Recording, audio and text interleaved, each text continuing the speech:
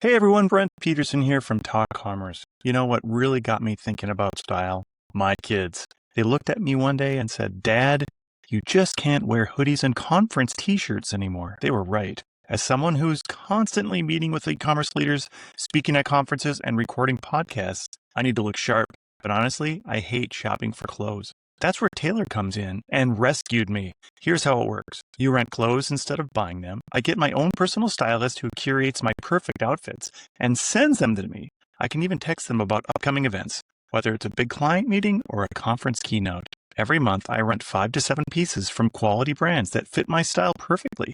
I wear them for weeks, get compliments, then send them back in a prepaid envelope when I'm done.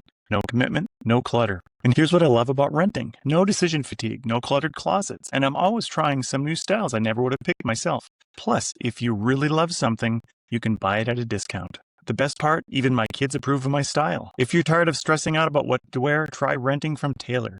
Go to tailor.style. That's Taelor.style. And trust me, your future self will thank you. Welcome to this episode of Talk Commerce. Today I have Mo El-Hawary. He is a DTC creative strategist. Mo, go ahead, do it a much better introduction for yourself. Tell us your day-to-day role and one of your passions in life. Thank you, Brent. Much appreciate that. And first and foremost, thank you for having me with you today. So I'm a senior creative strategist. Been working as a creative strategist now for over 7-8 years. Worked with brands like Huel, Organifi, Dr. Squatch, Live Good, many brands in the 8-figure arena, 9-figure arena, 6-figure arena, less and more. My role on a day-to-day basis pretty much is all about creative, producing content for different social media platforms, attending meetings and calls with accounting team and board of directors to understand more about how their business operates, learn more about metrics most e-com brands do not pay attention to, and so on and so forth. That's great, yeah. And how about passions? What do you have for passions in life? Passion, interesting. To be very transparent with you, I noticed that passion always changes. So, for example, I'm coming originally from Egypt, and I was a pharmacist. So as a pharmacist, I had different passions. As soon as I graduated, my passion shifted completely to business and marketing. And then I started to have my own business. And then my passion changed completely to be in the creative industry. So I find it like it's a bit hard to determine one passion. I mean, at least for me. Maybe there are some people like me who do not believe that we exist, but I believe our type do exist. Yeah, that's awesome. And then, of course, you're in Manchester. Are you a City or United fan? Interesting. That's the question I always get from non-European countries. Yeah. Ironically speaking, literally where I live, I'm in the middle. So I'm like 10 minutes away to the City, 10 minutes away to United. With that said, I'm Barcelona fan. All right. My friend who lives in Madrid will not like that, but we won't go into football. Let's talk about content and creative today. But before we do that, you have volunteered to be part of the Free Joke Project. I'm going to tell you a joke, and all you do is give me a rating 8 through 13. So here we go. Go for it. My wife handed me 2 kayak paddles and asked, "Which one do you want?" I said, I don't care either or." Okay, I would. That was a nice one, especially when I thought about it again. 8 to 13, I would give you 10. All right, thanks. Yeah. A little bit of a hiccup on my delivery there, but I felt like it was a good wordplay joke, especially for English. All right, so tell us a little bit about your role as a creative strategist, what you do day to day. Just give us the 10,000-foot view. So, briefly speaking, it starts from delivering briefs, working with creators, finding creators, producing reverse engineer content. And by say reverse engineer content, maybe I can give you an example that would explain a lot of what I do. So imagine that you sell weight loss products. Most of what brands do, they try to show their clients how their weight loss products is better than the rest of the market. How? By trying to talk about testimonials, us versus them, etc., etc. Where I come handy and how I do the job is by reverse engineering the persona. So I like to understand, why do people take our products to lose weight? Why is that? Because of that. Why is that? Because of that. Why is that? Because of that. It's a model called 5 Why model that everybody can use using ChatGPT. Once I find that, then I can understand the core reason why people do need this product. And from there, I can come up with different angles. What is the benefit from that? We can tap into untapped markets to maximize revenue with no need to spend more, or with no need to scale the business into different countries or having different product lines. That's great. So go back to the 5 whys. I'm interested, for those who aren't familiar with it, tell us the 5 whys, and then maybe, so let's start there. So the 5 why and the SIT design thinking model, they could be used to support each other. So the 5 why model is, you ask yourself, why do people need to use my product? They will tell you because it tastes nice, because they would lose weight, because they would look better. Okay. But why do they want to lose weight? Why do they want to look better? Especially with apparel. Why do I wear your clothes? Because it represents who am I. But why is that? Because of whatever that is. And then you start asking 5 whys, not just to touch the surface, but to go to the deep value.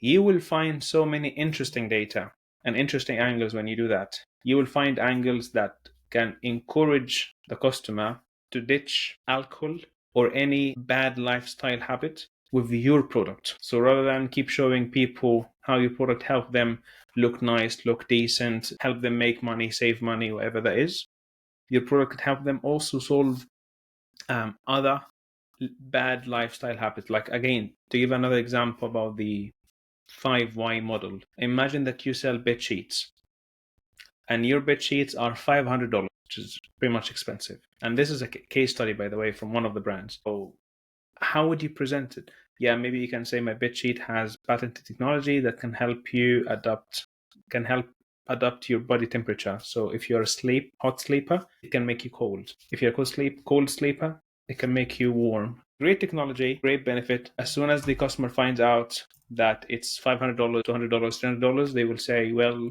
Walmart is cheaper. Target is better. Amazon is right. But if you can show and target women who have menopause, how this bed sheet will not only help you as you, but would help your partner. How did we achieve and came to that conclusion? By using the why model. We understood that people want to have relationship with their partners, and this is the core value. Connecting that to the SIT design thinking model, which is a model that most 10-figure brands use to develop new products, which is all about what can we do to make our products better? Do we need to add to it? Do we need to remove something from it? Do we need to break it down? Do we need to multiply something? Like, what do we need to do? Like back in the days, maybe 10 years ago more, there used to be, if you want to clean the floor, there is the mop, there is the bucket, there is the water.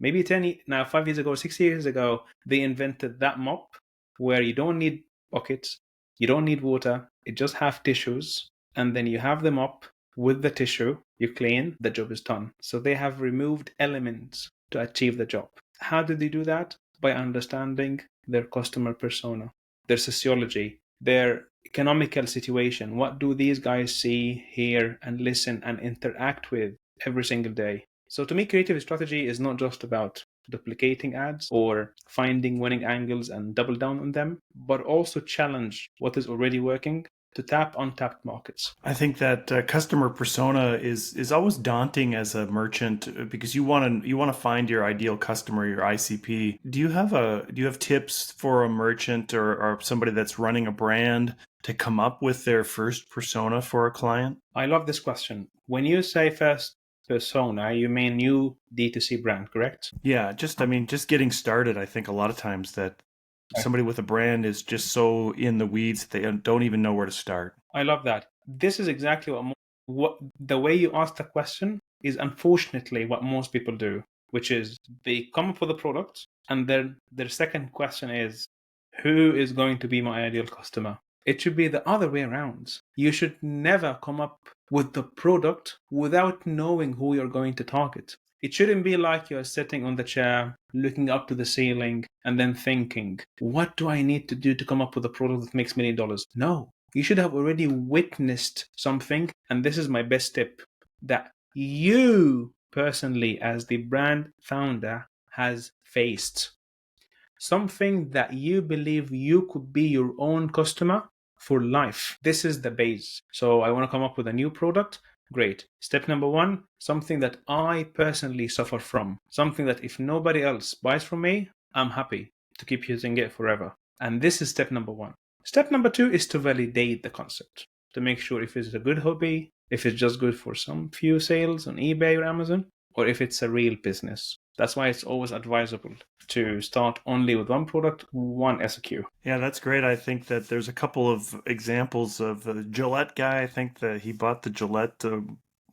There's a lot of examples of founders who love that brand and who bought the brand or have started a brand because they needed a solution, right? And I think that even in the SaaS space, a lot of platforms come out of a brand that has found a solution that works for other brands.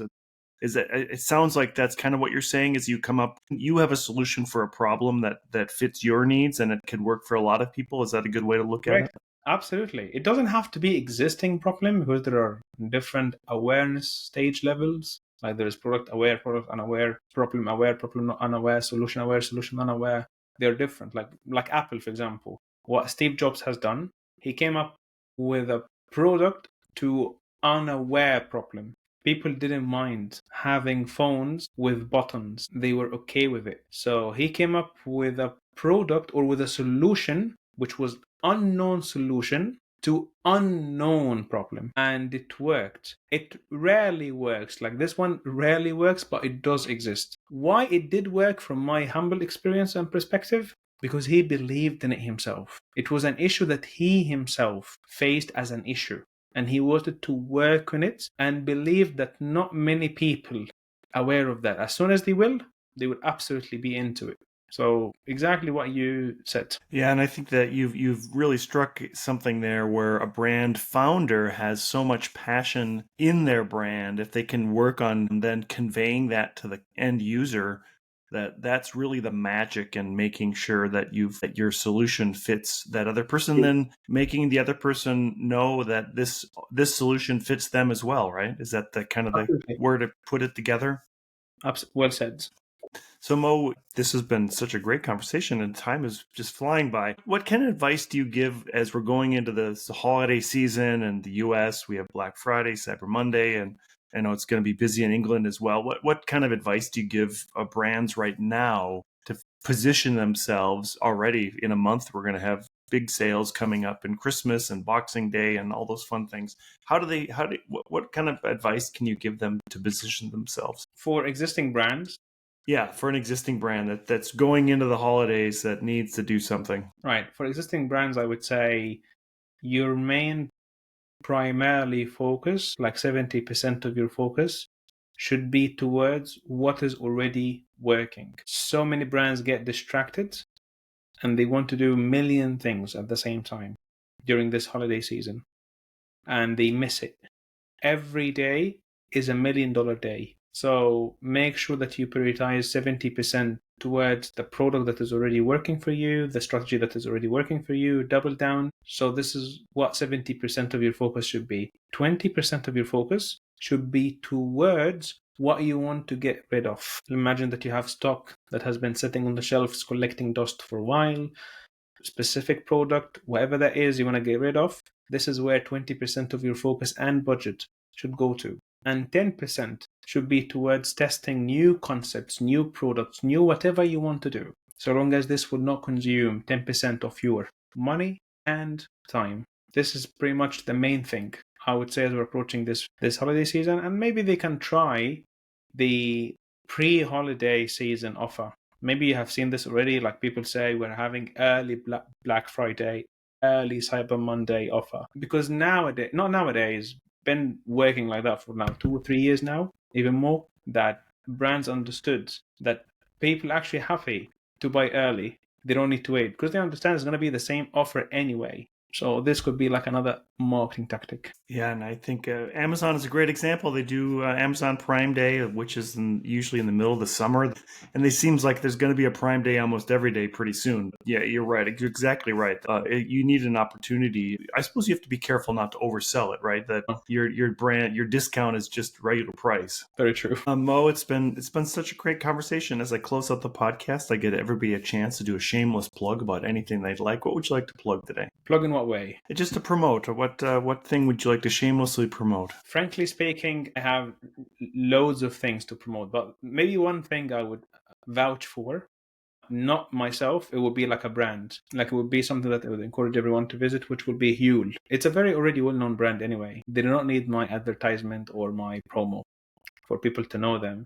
But I 100% encourage everyone to know and go and learn about the founder story more than the product. Like it's really inspiring. They will understand. Just to give you a nutshell and to make people more enticing to check his story, he stepped down himself from being the CEO of the company to the CMO of the company just by realizing he's not a good CEO, and he dropped the titles. He said, I will do what I'm good at. I will hire someone who can do the hiring, the firing, managing the team, all of that kind of stuff. I will just do what I really like. And who was it again?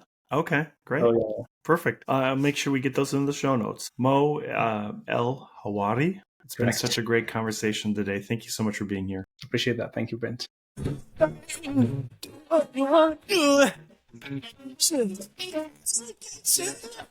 all good.